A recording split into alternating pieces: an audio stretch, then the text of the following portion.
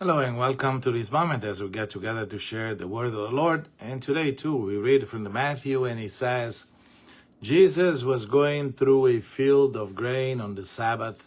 His disciples were hungry and began to pick the heads of grain and eat them.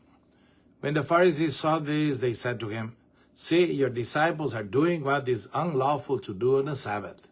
He said to them, "Have you not read what David did when he and his companions were hungry, how he went into the house of God and ate the bread of offering, which neither he nor his companions, but only the priests could lawfully eat?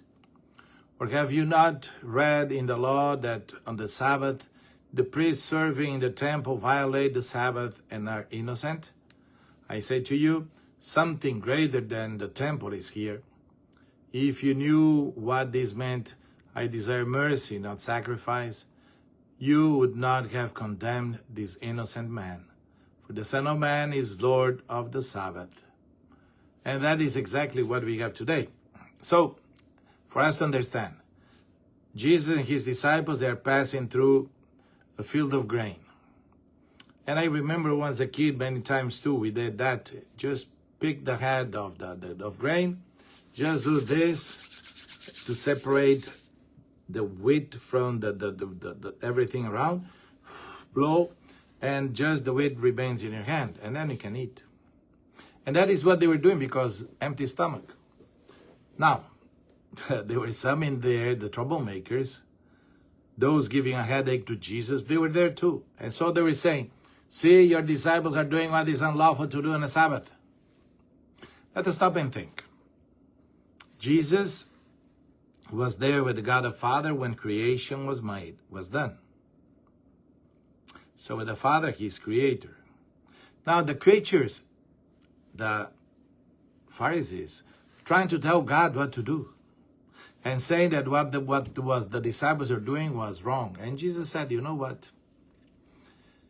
Something greater than the temple is here." And they were not able to see. They were able to see what the disciples were doing that according to them was wrong. They were not able to recognize Jesus. Can you imagine that?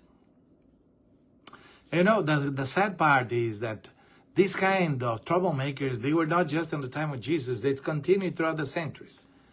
And we have Pharisees in today's church too. Those who think they know it all. Those who find out that they have the right to tell everybody what to do. Even the Lord. And like many, maybe they are the rosary in their hands all day through, but in the meantime, they go through the beads of the rosary in their hands, their tongue are sharp. Man, you cannot imagine. So, simple. Let us recognize Jesus. Unfortunately, the Pharisees, or the kind of Pharisees we're going to have always throughout the centuries. We had them, we're going to have them. Those who think they are better than God. But for you and me, let us pay attention to what Jesus is talking. Let us recognize him, not everything else, because he knows what we need. He knows where to take us, and he's our guide, the one leading us. And so don't pay attention to the ones that they walk in besides us, trying to take us away from the right path. Troublemakers, we are going always to have them around. The beautiful thing is God too. So let us pay attention to God, not to the other ones. Because our final destination is heaven, remember? There is where we want to go. And the others, if they don't want to go there, is their problem. But let us make an effort to get there. May the Lord bless you and be with you today.